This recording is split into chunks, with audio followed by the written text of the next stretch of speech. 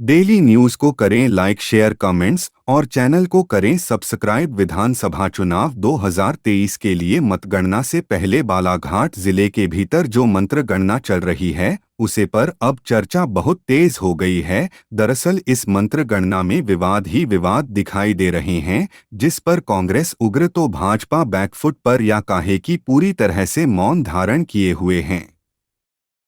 चलिए वीडियो के अंत तक बने रहिए और सिलसिलेवार खबर को देखते जाइए तो आपको पता चल जाएगा कि क्यों कांग्रेस इतनी उग्र है और भाजपा इतनी शांत है। दरअसल बात यदि कर्मचारियों के मतदान की जाए तो 4000 से अधिक कर्मचारियों को बेल्ट मत पत्र उपलब्ध नहीं कराए गए हैं। इस पर कांग्रेस उग्र है लेकिन भाजपा शांत है। बीते दिनों तो भाजपा के जिला अध्यक्ष ने इस पूरे मामले पर क्लीन चिट भी दे दी थी और कह दिया था कि गलती कहीं ना कहीं कर्मचारियों की है। 27 नवंबर को बालाघाट एसडीएम कार्यालय के स्ट्रांग रूम में जो कुछ हुआ वह सबने देखा। कैसे समय से पहले डाक मत पत्र खोले जा रहे थे। इस मामले में भी कांग्रेस उग्र रही और भाजपा शांत। मौके की नजाकत को समझते हुए निर्वाचन आयोग ने तहसीलदार लाल बर्रा को निलंबित कर दिया। यही नहीं, इससे भी बड़ा सवाल यह है कि इस डाक मत पत्र की छटनी के दौरान एक रिटायर्ड अधिकारी यहां पर बैठे हुए हैं।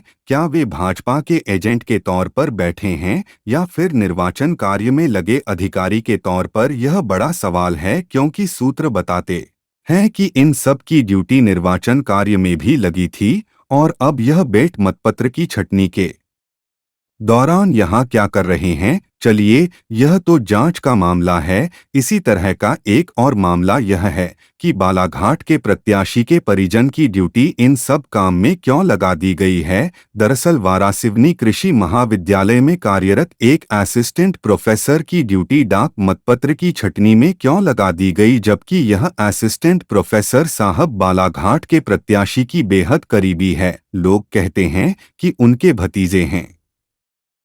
इन सब मामलों में कांग्रेस उग्र है तो भाजपा शांत। अब पब्लिक तो है बोलेगी जीतने मुंह उतनी बातें। बीते दिनों ही कांग्रेस प्रत्याशी अनुभा मुंजारे ने कहा था कि निर्वाचन अधिकारी ने उन्हें आश्वासन दिया है कि इस बार लाइट गोल नहीं होगी, लेकिन जिस तरह मतगणना के पहले मौसम खराब हो रहा है उससे संदेह ही संदेह उत्पन्न हो रहा है। हालांकि सारे मामले की शिकायत कांग्रेस द्वारा निर्वाचन आयोग में कर दी गई है। देखना अब यह कि इस पूरे मामले की जांच के नतीजे मतगणना के पहले आते हैं या फिर मतगणना के बाद, क्योंकि कांग्रेस उग्र है और भाजपा शांत।